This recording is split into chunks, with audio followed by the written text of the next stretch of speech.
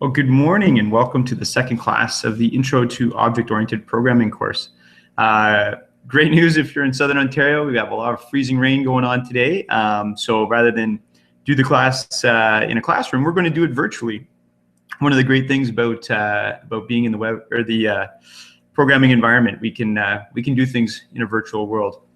So before I get started too much in the actual class content, I want to promote something that I think is a fantastic opportunity here at the college. The Henry Burnick Entrepreneurial Center has set up a Hackfest for us. And as you can see down here, it's Saturday 4th and 5th. Sorry, February 4th and 5th. And what this is it's an opportunity for anyone that's interested in the programming world to get together with like-minded people. Generally, they try to attract people that have some business acumen, maybe some web developers, maybe some back-end programmers, different. It's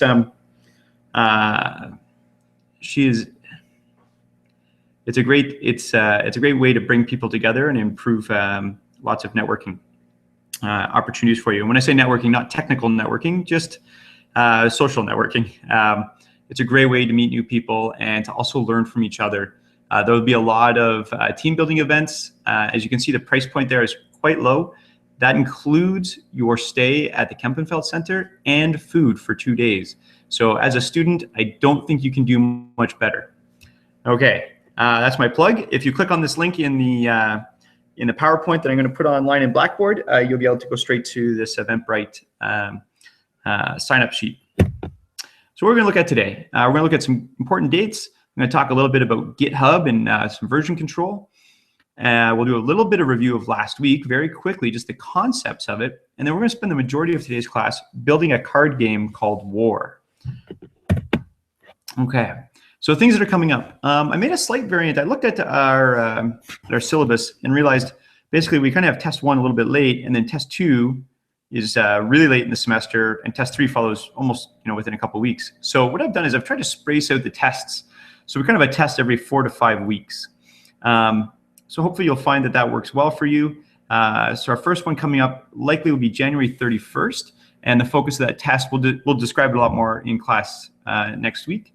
But the goal of that test is really to ensure that you have all the foundational tools you need to be successful in the course. So, can you do if statements? Can you do while loops, for loops, do while loops, enhanced for loops? Do you understand collections like Arraylists?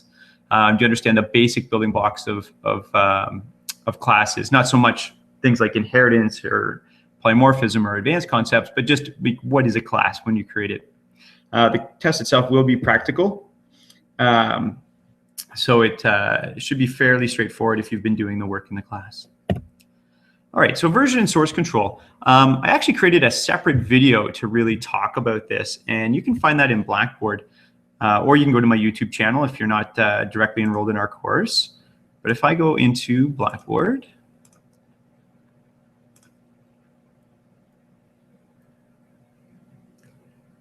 programming, here we go.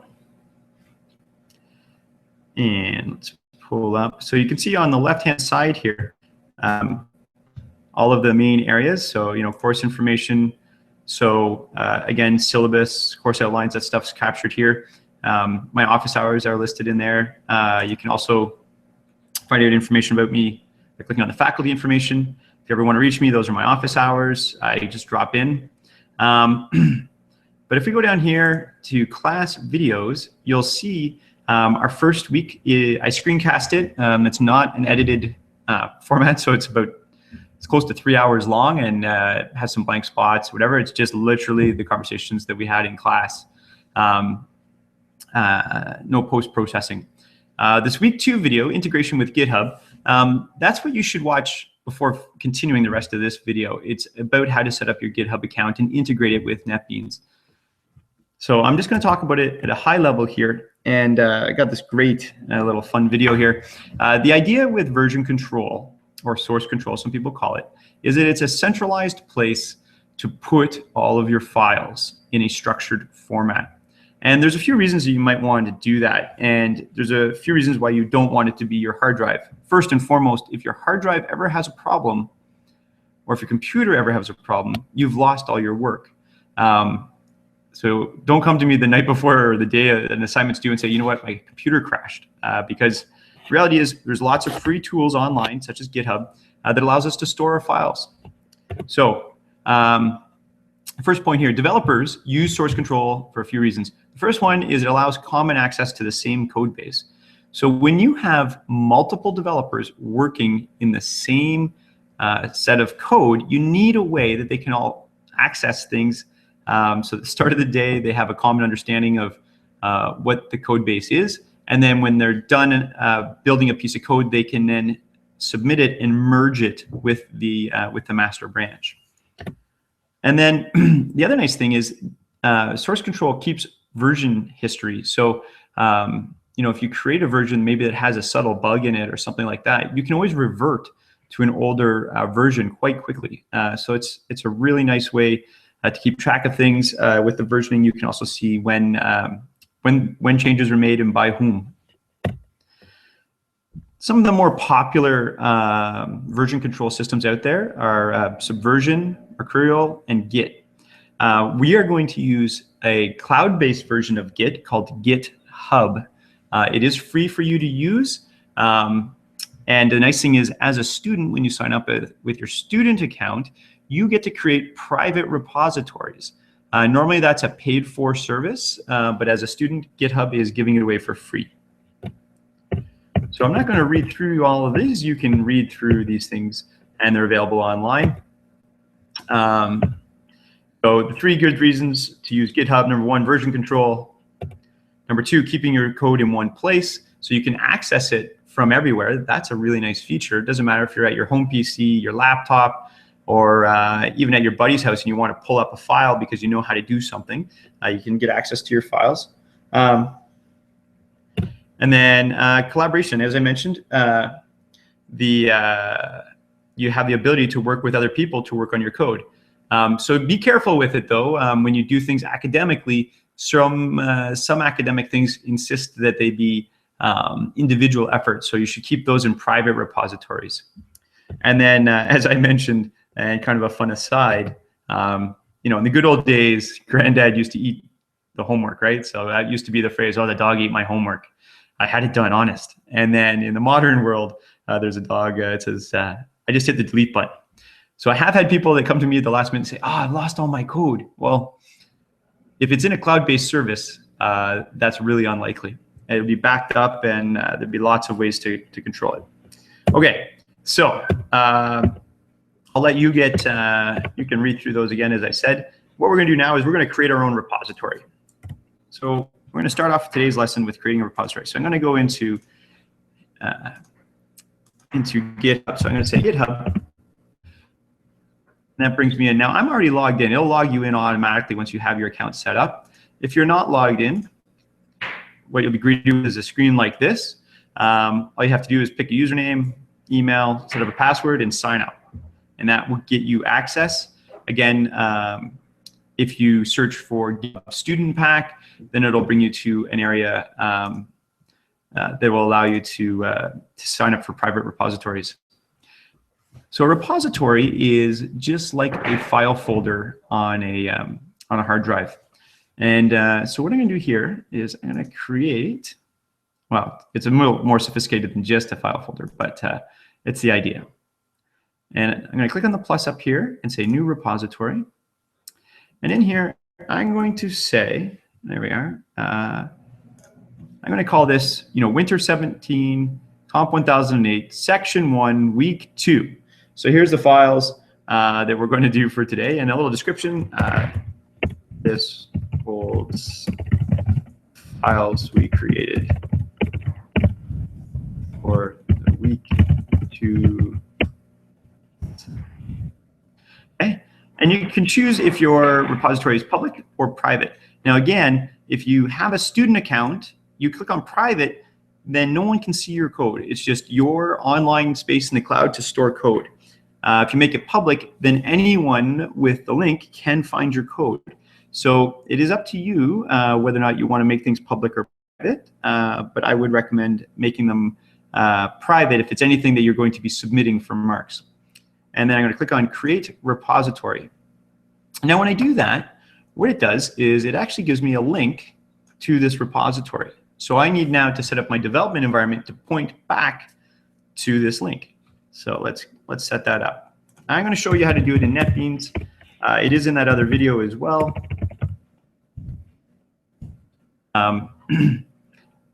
If you're using Eclipse or IntelliJ, you can easily set it up in those environments as well. Just do a little Google, like integrate Eclipse with GitHub. You'll see a video. The concepts are exactly the same. Okay, so it's just going to some projects for us here. All right, so I'm going to say File. I'm going to create a new project. It's a Java application. And I'm going to call it Winter 17, January 17th, because that's today. Hit Finish.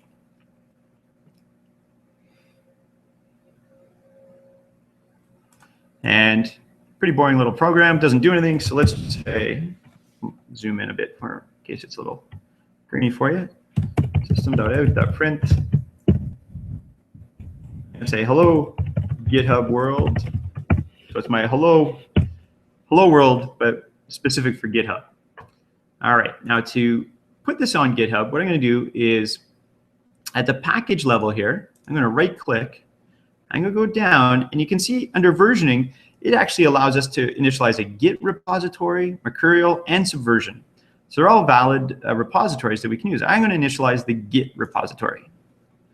And this, by default, will put this repository, the local version of this on my computer, in the same directory as my project. You could choose to put it somewhere else. You could put all of your repositories in a different directory for some reason. But I like putting it in the same root directory as my actual project. And I say, OK. And if you give it a second, what it's going to do is anyways, what we can see here is that the GitHub integration has put little hard drives beside each of the things inside of our project, and we can also see little status updates. So, for example, this particular file, it's added to the repository. Now, what that means is it's added to the local repository on my hard drive.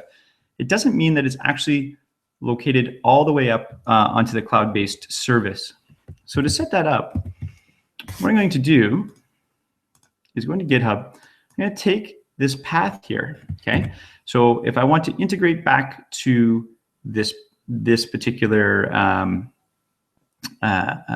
repository, I need to set that up inside NetBeans. So I'm going to go into NetBeans, and first thing I'll do is I'm going to do a commit here, and I'm going to say this is the initial commit. And what a commit is it's we're telling the system to put these things, they're ready to be added, right? So you can see the green has gone away and the little hard drives have gone away. So to push that though, what I'm going to do is I'm going to go into the team category. And again, version control is about doing team-based projects, right? So that's where the team part comes in. I'm going to go to remote and push the content. So here is where I need to grab this information. Okay, so I'm going to copy it from my GitHub. I'm going to paste it in here. You have to put your username and password in. Let's say next, and then we'll say everything is the master branch. Finish, and you can see down here it's pushing the information to GitHub. It's created locally. Set up the master branch in the remote. Yes. Okay, so now when we go back to GitHub, if I click on my file, I can see here's my build, my source code. I can go into the source directory. I can see the initial commit. And here is the GitHub, hello GitHub world. So my file is now online in GitHub, and anyone can actually access it. If you want to see my files in GitHub, all you have to do is go to github/com/jaredwright. And it takes you in and it shows you, here's the other repositories that I've created. So the Game of War, which is what we're going to basically do today. The example NetBeans integration, which is the other video that I mentioned. And here's where we're working on today. And you can see everything was committed about 2 minutes ago. Okay, so we're in great shape in terms of getting our NetBeans and GitHub integration set up. Last week, what we did is we spent some time designing our classes, and we designed classes to represent card objects, playing cards. And then we created 52 of those cards to create a deck of cards. So when we create an object, we have to think about what are the attributes of that object? How would I describe the object? So in this case, with a playing card, I would say, well, we have a name, such as the ace of spades or the king or jack, 2 or 3 or 4. Those are all the names of the card. We have the suit. So in this case, it's spades, but in a typical playing deck, you could have spades, clubs, hearts, and diamonds. And then we said every card has a value. In our case, we set the values between the number 2 and a value of 14, the highest value for the ace. We did not, however, set up an image for our card. We didn't think that was necessary just yet. We will get into GUIs later in the course. So once we created our card object, and again, if I go into NetBeans, let's just take a little copy of those and put them into our package. So I'm going to go, I'll pick on my card from last week. I'm going to say copy the card class, and then paste it, do a refactor copy down here, and say refactor. Now the reason you want to refactor is that the card, it'll change things. So for example, our package name will change, right? So here, we're in the same package. We want the packages to be consistent because everything inside the same package can talk to each other. And here you can see things like the face name, the suit, and the face value. Those are all attributes of our card class. Okay? So it matches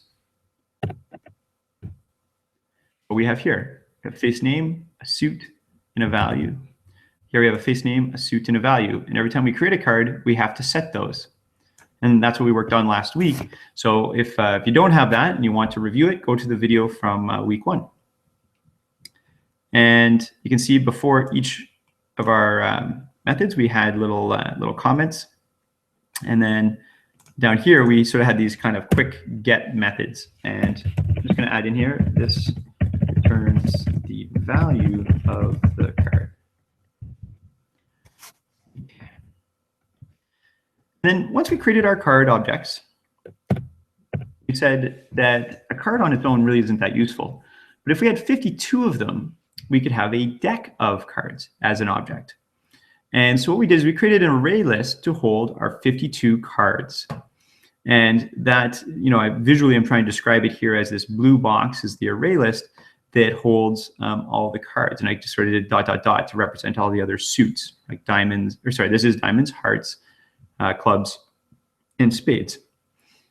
So typically when you're thinking about creating a class, you're creating, in English, you would call those are objects or nouns. They're real things or physical things. And then when you're trying to figure out, well, what methods should I create? You think of all the verbs. So what can you do? What are the actions you can do with a deck of cards? Well, in this case, we could shuffle the deck and we could deal the top card. And we created those methods last week. So I'm going to pull our deck of cards class. I'm going to copy that and put it into, do a refactor copy as well. And I'm going to put it into the class for today. And again, you can see the package name is consistent across all of these classes. If I go to the top here, right, it's W17, January 17th, right? Package name is always the same. And that's how they can talk to each other. So in a deck of cards, we create a deck of cards and we can initialize 52 different cards. And they're all hearts, diamonds, spades, clubs. We have a method called shuffle, and we can deal the top card off of the deck.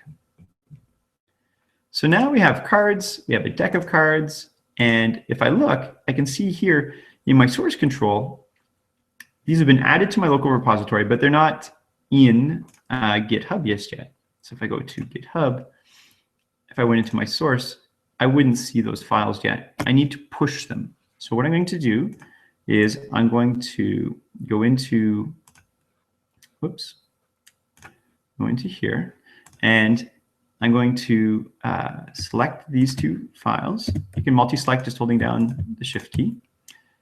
And I'm going to say team, and then commit these files, and you can see they're here, and say added the card and deck of cards class. Commit. Okay, so now they're all together, and all I have to do is go to my remote and push that to the cloud. And now if I go back into GitHub, when I go into that source, now I can see these other classes. And I can see they were added 22 seconds ago, and the initial commit was added 8 minutes ago. And you can see the actual comments that we put in here. So when you're working with a bunch of people, you add really descriptive comments, and people can actually start to see how you're influencing the code. It's really fantastic. Okay. So now that we have a deck of cards, right? Now we could play the game of war. And to show you how to play the game of war, what I've decided to do is the easiest is to use a flowchart.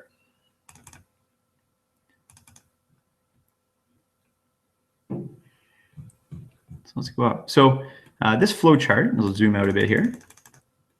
It'll be hard for you to read, so I'll zoom in when we go to read it. But the idea with the flowchart is it should describe things in fairly simple terms so that anyone can follow it. So if you look on the left-hand side here, here's our game of war. It's very linear. And although you might not be able to read the small detail, basically we create a couple hands to hold the cards in, create a deck of cards, we shuffle that deck, we deal out the cards, and then as long as both players have more than one card, we play a hand. And then we check if they still both have enough cards to play. And as long as cards, we keep doing this loop.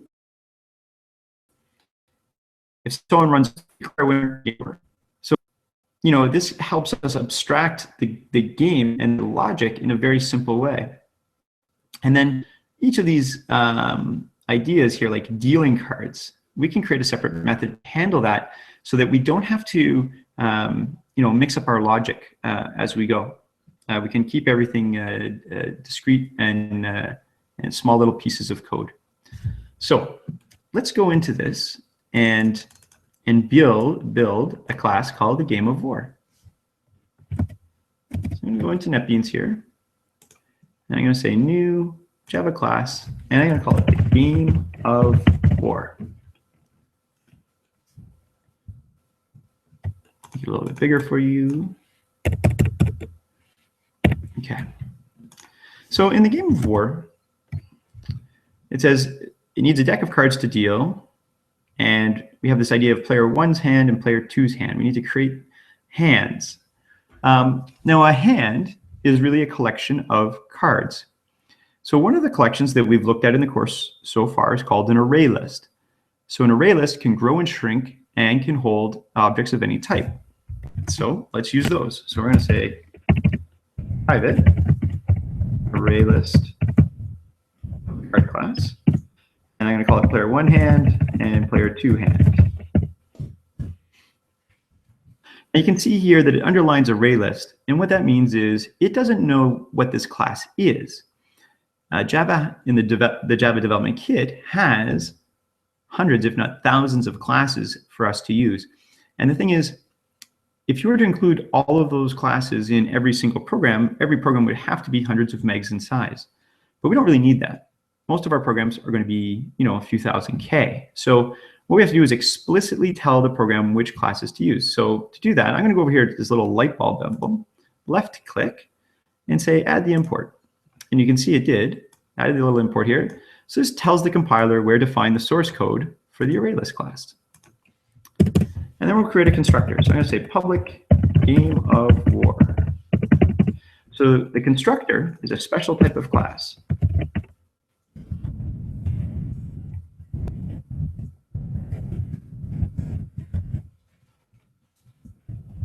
when we say create a new game of war, it will come to this very special method. You'll note it's special because there's no return type, and the name is exactly the same as the class name. It's the only instance where you're allowed to do that.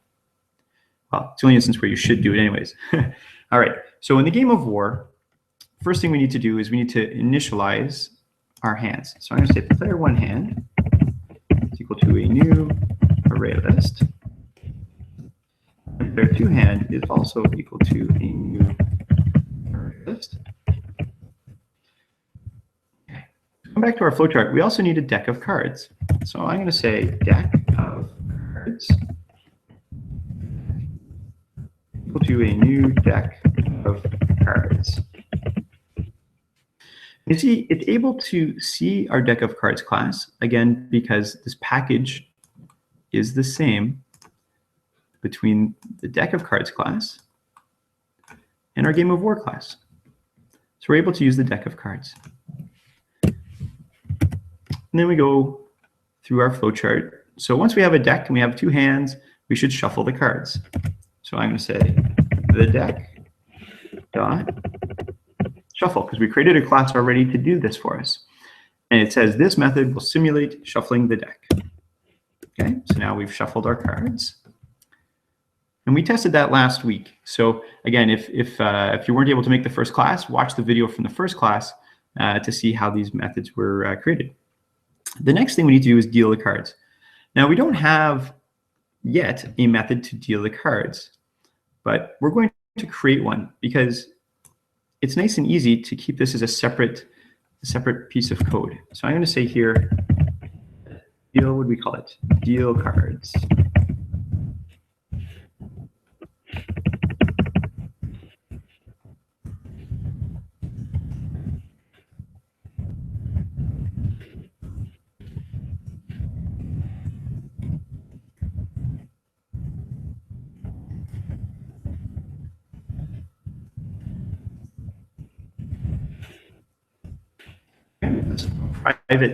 A private method, and what that means is it can only be called inside the Game of War class. I don't want to accidentally call this method to deal cards that we may not have from outside of this class. So actually in here, I'm going to pass in a deck of cards to deal. So I'm going to say private void deal the cards, and this takes in a deck of cards. So it says here that we set up some kind of loop, right? Card number equals 0. We check if the card number is less than 52. If it is, then we check if the card number is even. If it is, we deal a card to player 1. If it's an odd number, we deal it to player 2 and increase card number. So when I see this type of structure, I know it's a loop, right? Because I can see it's going in a circle, well, a square circle, but it's going in a loop nonetheless. And we know how many times, right? It's 52 times. So what we can do is we can set up a loop, a for loop, because we know how many times it will happen. So I'm going to say for int card num 0. Card num is less than 52, right? So that's our check condition. And then each time through the loop, the card number will go up by 1. So this is the same as this. Here's our initial state. This is our check condition. And each time through the loop, change card number by 1. Okay, so again, here's our initial state. Here's the check condition to continue doing the loop. And each time through the loop, the card number should go by 1. So then what else do we have to do? So if the card number is less than 52, we should check if it's even. If it's even, we deal the card to player 1. So we're going to say if. I'm going to write this in regular terms for a second. If the card number is even, okay, what I want to do is I want to say player 1 hand add in deal the top card off the deck. So I'm going to say deal the top card. Else put the card into player 2's hand.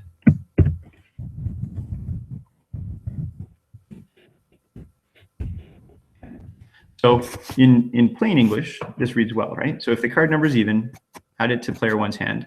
Otherwise, add it to player 2's hand. So how do we test this?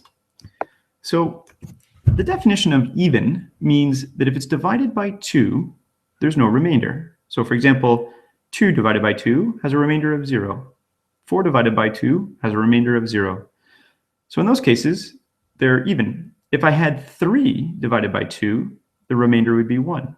And if I had 5 divided by 2, the remainder would also be 1. So what I'm going to do is I'm going to use the modulus operator because that will tell us the remainder after dividing by 2. So I'm going to say if it's exactly equal to 0, meaning there's no remainder, then it's obviously even, deal the card to player 1. Otherwise, it's an odd number, deal the card to player 2. So this will keep going until the deck has been dealt. Okay, so once the deck is dealt, we can return to where we were called from. Now you could explicitly say here the word return, but you don't need to because the computer will automatically do that because there's no other code to execute. It goes back automatically. So then here we have this kind of loop set up here. So let's create a method called play the game. Okay, so at this point, our game is set up, and now we need to create a method. This method will run the game. Make it public because we have to be able to access this from outside of our class. It doesn't have to return anything, and we're just going to call it play the game. Or let's just play game. Okay. So now it says here, do both players have greater than 1 card? So the way to check for that is actually quite simple. We just have to look in the hands, each player's hand, to see if they have any cards. So we say while, right? So this is a while loop, because while they have greater than 1 card each, we're going to go in this loop. So while, I can say player 1 hand dot empty. Okay, so while it is not empty, so the exclamation mark means not. So while player 1 hand is not empty, and player 2 hand is not empty, while that is true, we can play the game. Now, once that is complete, we basically need to declare a winner. So what we say is if player 1 hand is empty,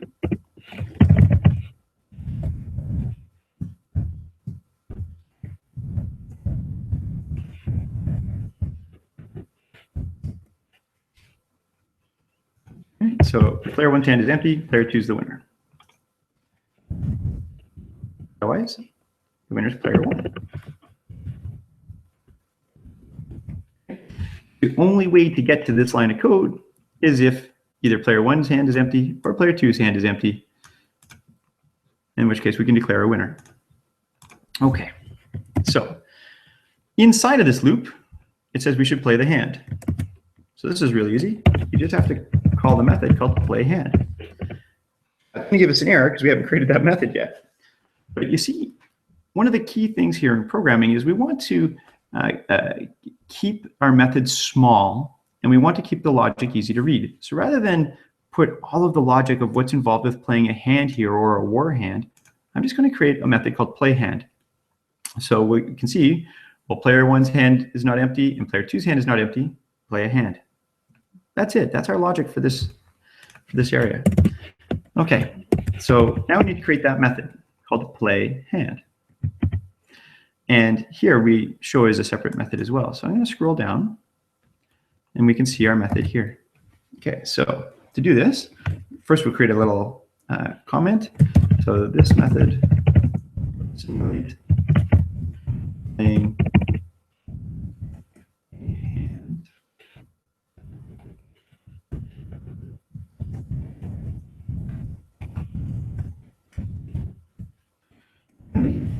I don't want to be able to call this externally outside of my class. The only way I want to do it is If I tell them to play the game, it should automatically call this for me. It doesn't need to return anything, and we'll just call it play hand. See, now that we've defined a valid method header, the little error up here has gone away, right? So the play game method is now valid. Okay, so play hand. So we need to get a card from player 1 and then a card from player 2. If the card from player 1 is bigger than the card from player 2, both cards go to player 1. If the card from player 2 is bigger than the card from player 1, both cards go to player 2. So we'll create some card objects here. So card P1, player 1 card is equal to player 1 hand. Now remember, these are actually array lists of cards, the hands, right? So the pile of cards that player 1 has, I'm going to remove the top card. And then I do the same for player 2.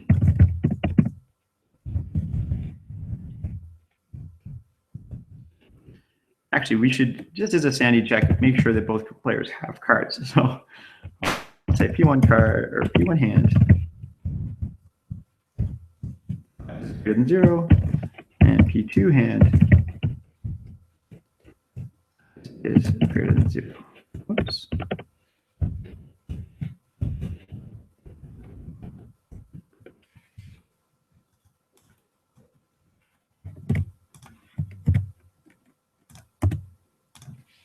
Okay, and again, as we're going through it, note I'm always being very, very careful with my indents to make my code as readable as possible. Good code structure does make a big difference, and employers will care about how clean your code actually is. Okay, so the next thing we have here is now we have 2 cards, and we go back to our flowchart, right? So got player 1's card, got player 2's card, and we're going to compare if player 1's card is greater than player 2's. So all I have to do is say if player 1 card, oops, we'll get the face value, right? And we have this nice little comment, returns the value of the card. So if player 1's card is greater than player 2's card, if that is true, and player 1's hand will add player 1's card back into it, and player 2's card. Okay, so player 1's hand will grow, and player 2's hand will shrink. I'll put a little comment here.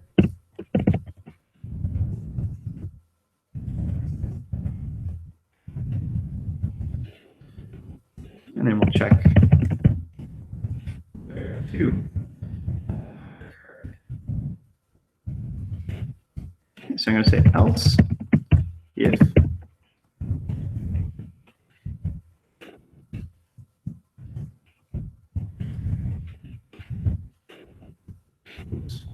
its value.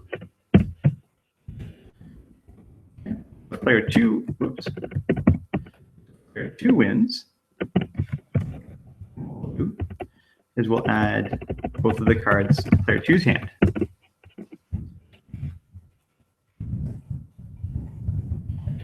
If if either of those situations is not true, so either if player 1 didn't win and player 2 didn't win, then it must be war. They must have a tie. In which case, we go back to our thing. If that's the case, then we must play the war hand, a special type of hand. And we send in something called the pile, right? So remember here, the 2 cards in the deck. So if it's going to be a war hand, we have to pass those 2 cards into it. So what we're going to do is we're going to say, well, in an array list, collection, pile.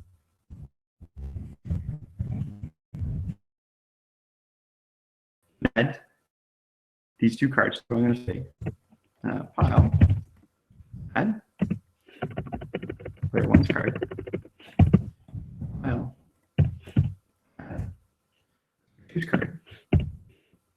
And then we're going to play the war hand and pass in the pile.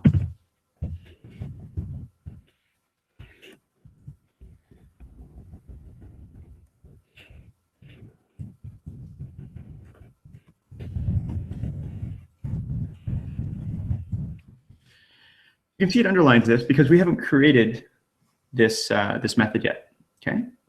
But if I click on here, again, trying to make sure that my brackets are nice and clean, if I go up, I can see that's the start of my play hand, and that's the end, right? And you can also see it through these little bar on the side.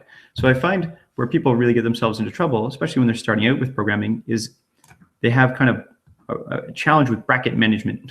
So you want to keep these nice and clean, indent levels consistent, and then it's really easy to see. Okay, and in this bracket here, so if we're going to put another method in, it has to be between the end of the old method and still inside the class. So here, say this method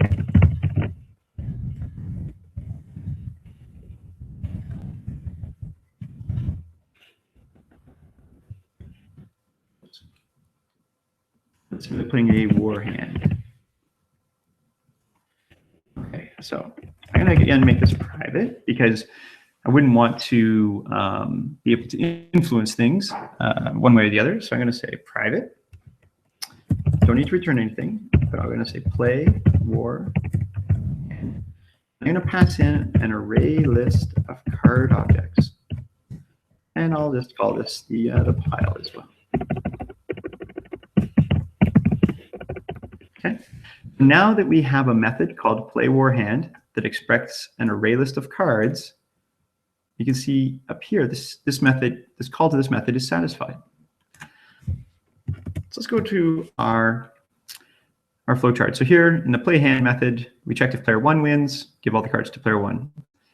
If player 2 wins, all the cards go to player 2. If it's a war hand, then we have to go to a different method. So here we go here. Here's our war hand method.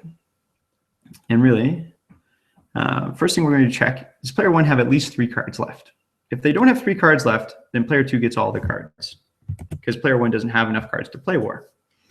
So first thing we're going to say, if player 1's hand size is it's less than 3, okay, then player 2 hand, everything that's in player 1's hand. Player 1's hand is cleared out, and player 2 hand gets the pile, whatever was passed in. Okay.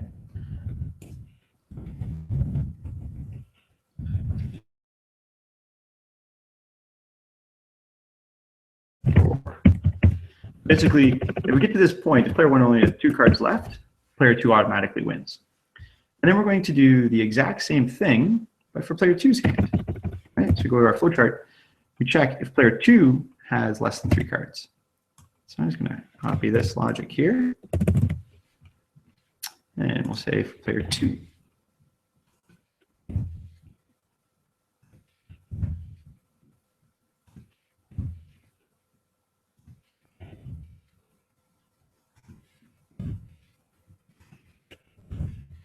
Okay. So if that's the case, at this point we can return. So we'll say we don't need to play anything else. At this point, we just say return. That'll take us back to whatever method we came from. Okay, so if they both have enough cards, then we're going to say player 1 adds 3 cards to the pile. Okay, so the way that this works in practice is you put 2 cards into the pile and then you flip the top card for each player. So what I'm going to say here is pile add, and then I'm going to say player 1 hand remove top card. I'm going to put 2 into the pile, and then we do the same thing for player 2. Okay. So they're going to remove, player 1 removes their top 2 cards, player 2 removes their top 2 cards.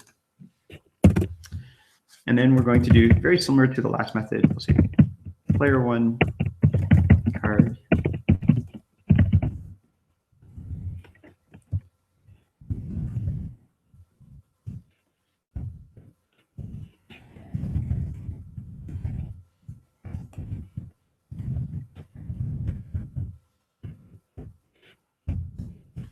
Okay. So player one. So now basically player one's put 2 cards into the pile, and now we have their top card. Player two's put 2 cards into the pile, and we have their top card. Okay. Right. So this simulates these 2 boxes here. And then we have to check. Was player one's last card greater than player two's last card? So if P1 card,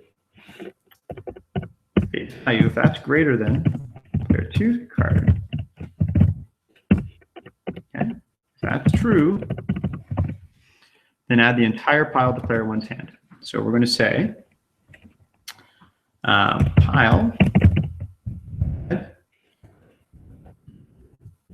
player one's card,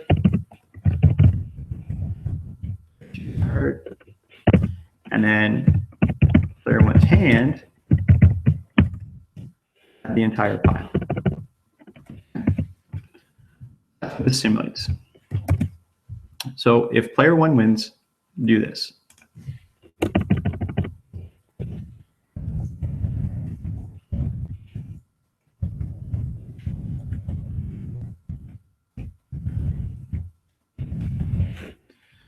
And we're going to check basically if the exact same thing is true for player two. So I'm going to say, this time I'm going to use else. Player two's card greater than player one's card. Add them to the pile, and then and then player two gets the whole pile.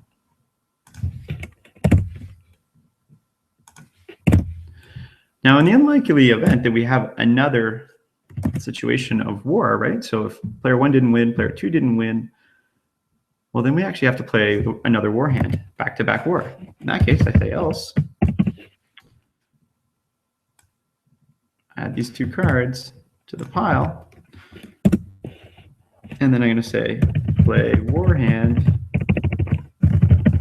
and pass in the pile. Okay, so the pile's quite big at this point, right? It's got at least 8 cards in it. And what it'll do is it'll go back to the top of this method here, but with a bigger pile.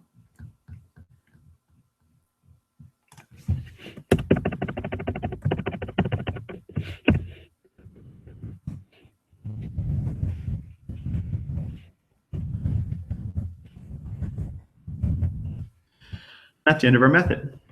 So here, again, we mapped everything out in our flowchart first before building the code. And then that gives us a map to follow so that we don't get lost in our logic. It's actually quite easy to build the code. So let's test this now. So let's hit save. And if I go to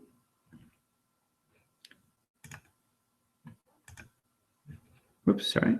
If I go to projects here, maybe it's a good time to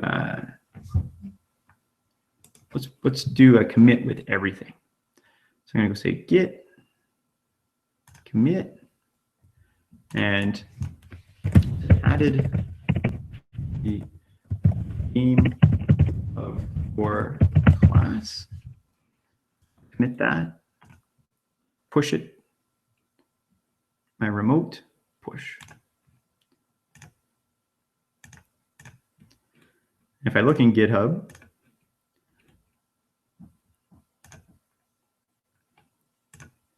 now I can see my game of war is here, right? So there's all the code we just did, which is excellent. Okay, so let's test our code.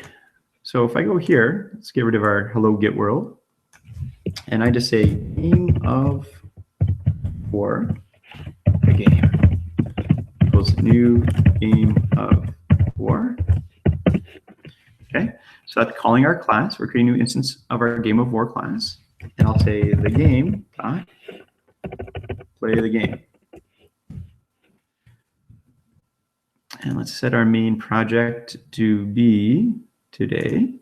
So I can just hit F6 now. And it runs. And eventually player 2 won.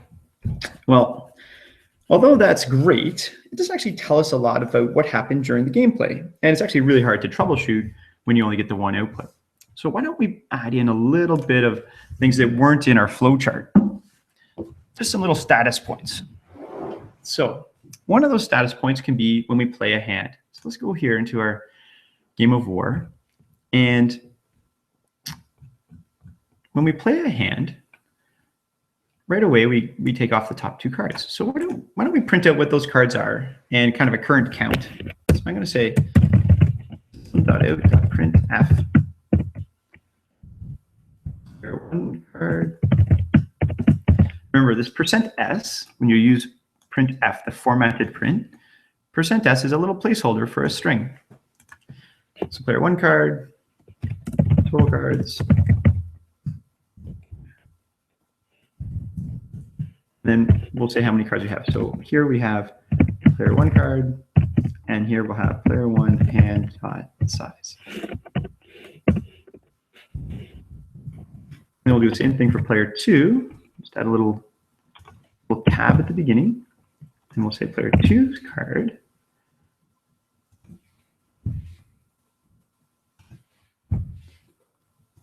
So now if I hit F6, run this program, well, it's really hard to read because it's all in one line. So let's add in a new line character. You see, again, what's fabulous here is by having this all in one spot, right? Each method does one thing really well. It's really easy to influence things. So we go up to the top here. So it says player 1 had 25 cards. Player 2 had 25 cards. Well, that's because we actually had removed these cards kind of. Let's just add in a +1 here to make it a little more accurate. Better. Now, here it says player 1's card is a 7 of diamonds. It has a value of 7, and they have 26 cards. Player 2 has the 3 of hearts. It has a value of 3, and their total cards are 26. So 7 beats a 3. So what happens is now, going into the next hand, player 1 had 27 cards, and player 2 only had 25. This is hard to read because I have to scroll back and forth. So this card, the way the card displays itself, I want to change that. I want it so it just says, you know what, it's the 7 of diamonds. I want to get rid of this bit here. So to do that, what I want to do is I'm going to go to my card class. So go into card, and I'm going to look at, well, what was the method that prints itself as a string? So to do that, we're going to go to the method called toString. And here I can see its face name, so like ace of hearts. But I don't want this bit, so I'm just going to get rid of it. And then I'm going to run my game again. So again, I'm just hitting F6. It's the same as hitting the green button. Well, this game's going back and forth quite a bit. Sometimes this happens in the game of war just by pure fluke. The cards are really close each time. So sometimes when you see that, I'm just going to stop it because it might go on for a long, long time. Let's run it again. There we go. This game was pretty short. Okay, so now it's easier, right? Because I can see it all on one screen. Player 1's card was a 3 of hearts, and they had 26 cards. Player 2 was the ace of clubs. So obviously, ace beats a 3. So they got 27 cards now, and player 1 only has 25. And then 2 and a 7. So again, 7 beats a 2, so they ended up with 28 and 24, and this keeps going down. Now, the only challenge is we can't actually see if there's a situation where there's war. The only way we can tell is like all of a sudden these numbers are going to jump quickly. So here's a case. We went from 31 to 35. So we can't see when war happened. So if we're going to do that, then maybe what we need to do is we'll go into our game of war and make sure that when we play a war hand, we clearly identify it. So we know we only play a war hand in the situation where this method's called. So let's go here after we've created our cards. Take this little, I could actually abstract this as a separate method. Maybe I'll do that. Maybe I'll do that. Let's do that. Then we have to pass things in. Let's just, we'll do it this way. So play a war hand. So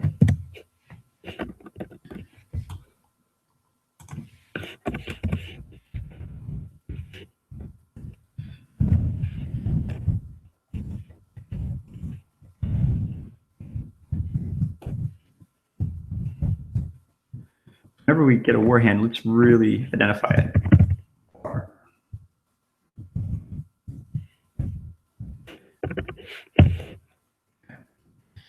Then it'll print out the status of each person's hand. So let's run it again. So here you can see, ooh, wow, this is a rare war. The Ace of Hearts versus the Ace of Clubs. Player 1 had 47 cards. Player 2 had 5 remaining. And then it looks like what was played inside the war hand was a 10 of hearts versus the 4 of diamonds. So the 10 won. So then this player got all of the cards. So you can see in the next hand, it was 51 cards to 1. And then the game ended really quick. Okay, so there you have it. Our game of war is working. Again, I hope you enjoyed seeing this build up over a couple of weeks. If you had any questions from week 1, just go watch the video from week 1. And our last thing we're going to do is let's push a final commit here for all of our changes. So you can see here, it figured out which things have changed. Okay, and we'll say this final submission. And commit. And then we go to team, remote, push. Take the master branch. These all go back to just being black. And if we go into GitHub, all right, so if I go into my GitHub, I can see here's section 1, week 2. And if we go into our source code, you know, we can go in here. We made changes to the game of war, the play war hand, right? So there's the changes that we added. So there you have it. And that is it for coding this week. Now, on to the important stuff, which everyone was waiting for, assignments. So if I go into assignments, your lab for this week is to do a GitHub integration. So the goal of this lab is to ensure that your development environment can integrate and push content to your GitHub account. So the first thing you're going to do is create a GitHub account if you do not already have one. If you already have one, congratulations, you're going to get 1 mark. Number 2, create a new Hello World project that prints Hello World. My GitHub account name is, and whatever your GitHub account name is. And then you're going to create a new repository in GitHub like we did today. Upload your program, and then make a small change to your file. You know, so you have the ability to upload changes. And then once you're done that, I want you to submit the GitHub link to your repository as a comment. Okay, so you don't have to do too much. Just when you hit the submit, you say, here's a link to my GitHub, and something like what I've got here. If I were to click on this, this would take me right into my repository. Okay, so that's what I want from you. Basically, there's 1 mark for each of the steps above. So if you give me a link, I can on it see that you've got at least 2 there, initial 1 and 1 update, then you're going to get 6 marks. All right, great. Well, I hope you enjoyed today's virtual class, and we will see you next week. Again, if you have any questions, please email me or come to the office hours, or if the office hours don't work, then email me and set up a different time to get together. Thanks very much.